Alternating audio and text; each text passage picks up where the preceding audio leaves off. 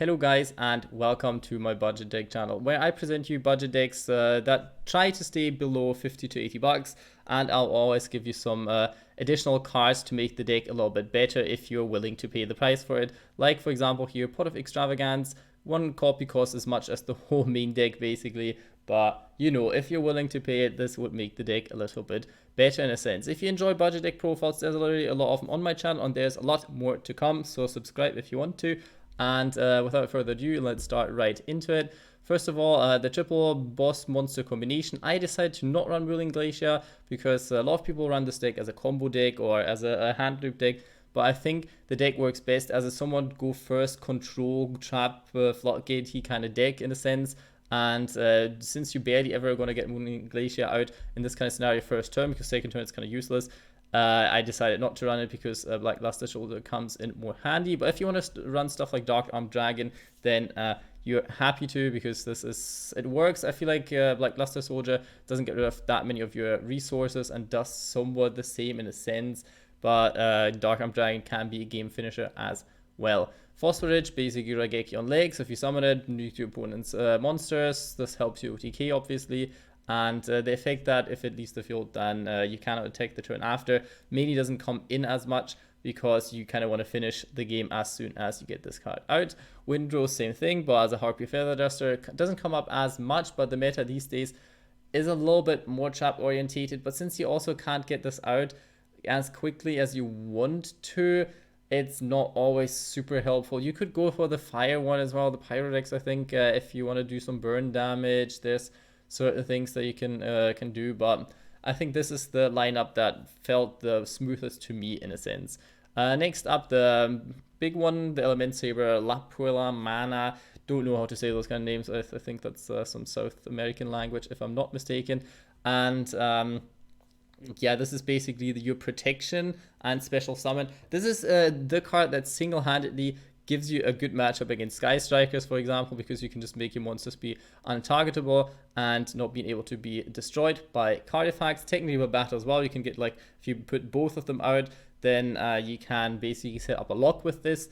But that's not going to happen too much. You can go for it. It's not too hard to do it. Like, it sounds harder than it is if you get into your field spell and can sustain your field spell. So it's not that big of a problem, but you don't always need it. The good thing is that you get 2 cards into your graveyard, but you kind of need your field spell for this. Otherwise, you get rid of a lot of resources in your hand, actually. So can be quite a problem, but also can be quite a neat card. Plus, with the field spell attack boost, this card can rise up to quite a high attack point value. Next card, Molehu, is basically, it's a Book of Moon on legs. All of those cards are something on legs, I feel. This guy just flips down monsters, or one because it's once per turn, but still it's quite helpful in a link focused meta at the moment, because you can shut your opponent down in some combos. You can stop Utopia double as well, which is quite important as well in the Sky Striker matchup these days seemingly. So this card can come in quite handy, and you want it on board as often as possible in the first turn. The next one is the smaller version of the big one, La Puella, which negates spell trap cards. This is basically the way to counter your opponent's counter to this deck. You see this has a lot of spell trap cards. If your opponent has spell trap removal, then this is going to hit you hard. But this card actually gets rid of stuff like Red Reboot and Twin Twister for you. So you have this kind of protection of your back row a little bit built into your deck. If they use Nightmare Phoenix, then at least they're going to get rid of one of your cards. There's nothing much you can do about it, but you can try and stop him from getting to Nightmare Phoenix with cards like Molehu and some of your floodgates at this point.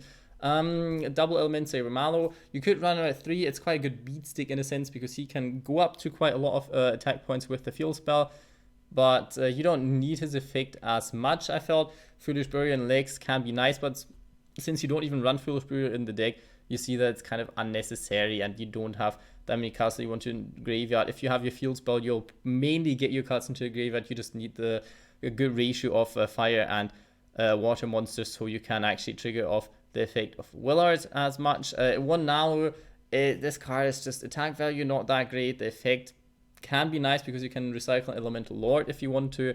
It comes up sometimes, but barely. Like, if you have it at 1, that's fair. You don't need much more. The next one is way more important, Makini. or Makani, you can search one Elementsaber monster or Elemental Lord monster from your deck to your hand. What the cards do is discard the Elementsaber. You have your fuel spell to substitute for this, but only once per turn, so you kind of lose resources while you gain resources. This is kind of the balancing of the deck, which can come in annoying most of the time, actually. Next up, triple Aina, because you fill your graveyard quite quickly, and then being able to have your graveyard as a field of resources as well is kind of neat. You could take one out of the and play Monster Reborn, for example. Wouldn't hurt as much as well, so you have further plays to do. I kind of thought that would be an option, but I like being able to have one since I run triple elemental training. Swapping them out. If you don't get the right one, you can still swap them out during your opponent's turn, which I kind of like. So I try to get up the counter of Elementsaber monsters in the deck by quite a lot. Reinforcement of the army basically searches nearly every of your Elementsaber monsters because they're all warrior and level 4 or lower. Paw of Desires is a card that really helps with going first with this deck, setting up some floodgates. Sadly, you can banish some important cards, so you might want to use this at the end of your turn if you already have enough place, just to like maybe dig for some trap cards and other kind of shenanigans. If you have Paw of Extravagance, this is definitely the way to go if this card ever gets reprinted or ever splash it in, because your extra deck is basically useless to you, but your main deck kind of isn't, so this card isn't as valuable as this card, but I guess we all knew that. Double Terraforming, if this card goes to 1, you could replace it with Metaverse. It's not as good than Planet Pathfinder. What my problem with Planet Pathfinder is if you run the whole build with the elemental trading at 3 and trying to disrupt a little bit, go first, then putting using your normal summon on Planet Pathfinder can be counterproductive, because all you'll do then is end with this untargetable, undestructible monster on board, which can be helpful, but a lot of decks have a way around this somehow, so it's not as good anymore. And I'd rather just play like Metaverse. So even if you can't get this card out, but you have an Elementsaber on board, you can at least refuel the effect, and you don't have to discard during your opponent's turn if you play Metaverse, because then you have the palace on board and can at least use the send directly from your deck to the graveyard kind of effect. So that can be nice. This card is mainly used to search the big monster, but you can search other ones as well. If you already start with him, you want a normal summonable monster, mainly go for Mulehu, or depending on what deck you play against this neat little person. But the problem with this is that the attack value is kind of bad, and you don't really want to normal summon it, because it'll just get run over, and then you don't have much left anymore. Elemental Training, I think, a very underrated card, because it helps you switch out your monsters basically during your opponent's turn as a quick effect, which is pretty good. Plus it protects your palace, which can be quite strong as well, because your palace is your main playmaker. Also, if you already used one of the disruptions, getting another one out if you have enough cards in hand to discard, or if you have only used the effect of the palace once so far, then this is quite neat. The second effect, it's okay. It's okay. You can discard your entire hand, add an Elemental Lords monster to your, from your graveyard to your hand. You'd only run 2, and yeah, it comes up like 1 out of 20 duels. It can be neat to recover, but also if you put in one of those out, you mainly want to push for game already, so it's not coming up as much. Summon Limit, a very good card in this deck, because you barely summon more than twice per turn. There is situations where you would, and then it comes in a little bit annoying, but since you're playing for the long game, because you sometimes can't detect the field spell if you search, won't let you attack the turn after, so you're trying to build up resources while you try to deny your opponent resources. Not always easy, but doable. So Summon Limit felt like a very strong card in this deck. I ran 1 Crackdown, basically just to interrupt your opponent if you don't want to play Triple Solemn, and I felt like this can come in clutch sometimes. If you want to play Triple Solemn, then there you go, and try that out, or play any other kind of floodgate. I've in the side deck, you could play the Artifact Engine. If you play it, you kind of sacrifice a lot of other cards in the deck, but getting Scythe out is quite strong. But I wasn't sure if this card was going to get hit on the banners or not, or Scythe is, so I felt like maybe don't put it in yet, but just show the option that that's a card that would help the deck a lot, but you obviously don't have to.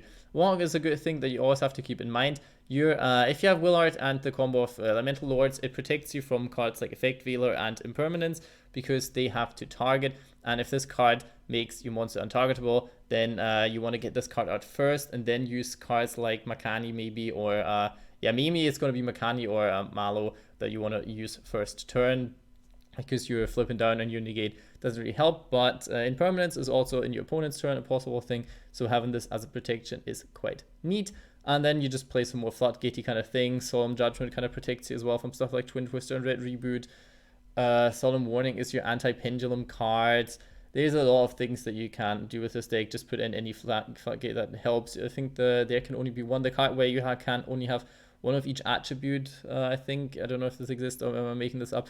Could work. You could play Rivalry of the Warlords, but problematic is that the big ones aren't warriors. That's why I ran one Luster Soldier, because technically you could run it then, because Luster Soldier as a boss monster is warrior, so you could summon him.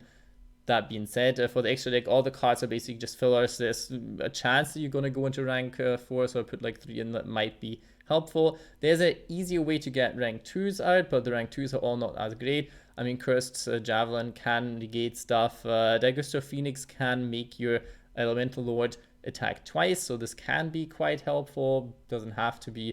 Cards like Topologic Bomber Dragon, you could go into Borlow Dragon, because over the turns, if you actually manage to disrupt your opponent, you build up a lot of cards. If you can afford this card, it's going to be quite expensive, but it's a good link 3 monster with a good attack value and kind of works out at least a little bit.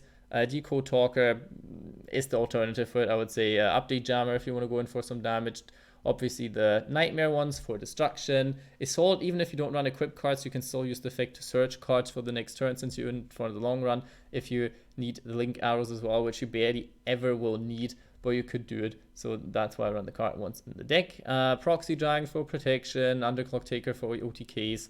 This is all. You can obviously splash into the extra deck whatever you want. This was my deck profile on this deck. There might be some replays coming, so stay tuned, subscribe, like the video if you enjoyed it. Give me some suggestions in the comments if you have any other options for the deck, and I hope you have a good day.